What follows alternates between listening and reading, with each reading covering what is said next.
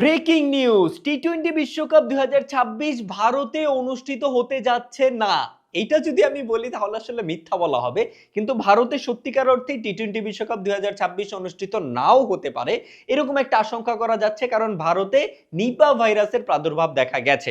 এবং এই নিউজটা যখন আমি প্রথম দেখি তখন আমি একটু শঙ্কায় ছিলাম যে এই নিউজটা আসলে কতটুকু সত্যি।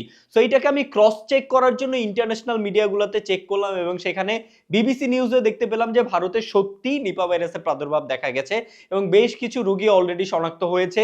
ইভেন ভারত থেকে বের হওয়া মানুষগুলো আসলে এশিয়ার বিভিন্ন দেশে যখন যাচ্ছে তাদেরকে ভালোভাবে স্ক্রিনিং করা হচ্ছে যে তারা নিপা ভাইরাস বহন করতেছে কিনা। সো ভারতে নিপা ভাইরাসের প্রাদুর্ভাব দেখা গেছে এবং ভারতে আশঙ্কাজনকভাবে নিপা ভাইরাস বৃদ্ধি পাচ্ছে।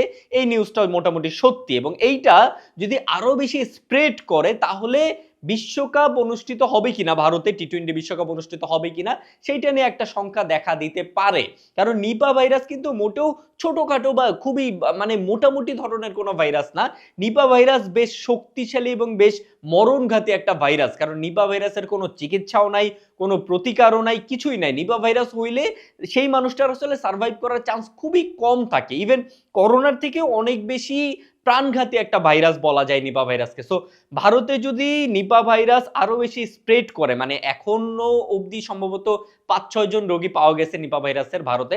আর যদিও আসলে ভারত খুবই জনবহুল একটা কান্ট্রি এবং ভারতের মানুষ বেশ ভালো রকমের অসচেতন, এটা আমরা জানি। সো নিপা ভাইরাস স্প্রেড করার সংখ্যা অনেক আছে। আর বিশ্বকাপের আসলে খুব বেশি দিন বাকি নাই, মাত্র ১১ দিন বাকি আছে।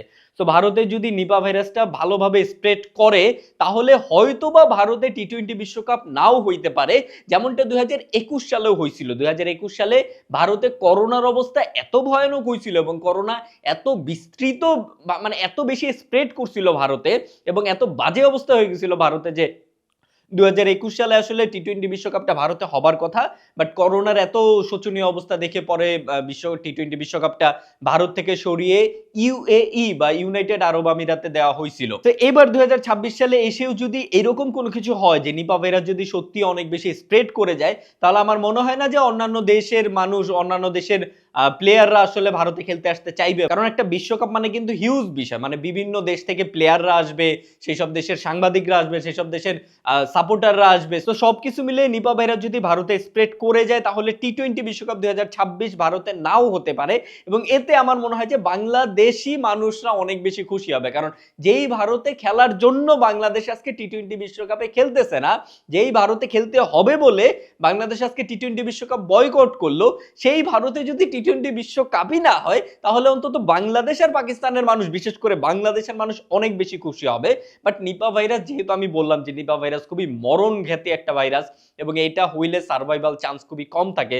সো অ্যাজ এ পারসন আমি আসলে চাই না যে বা এই নিপা ভাইরাসের কারণে ভারতের কোনো মানুষ মারা যাক। সে আসলে ভারতীয় হোক বা বাংলাদেশি হোক, হিন্দু হোক, মুসলমান হোক, কোনো মানুষের মৃত্যু তো আসলে আমাদের কামনা না। সো আমরা আশা করতেছি যে ভারতে নিপা ভাইরাসটা খুব বেশি স্প্রেড করবে না বা খুব বাজে কোনো সিচুয়েশনে যাবে না, এর আগেই হয়তো কোনো একটা সমাধান হয়ে যাবে।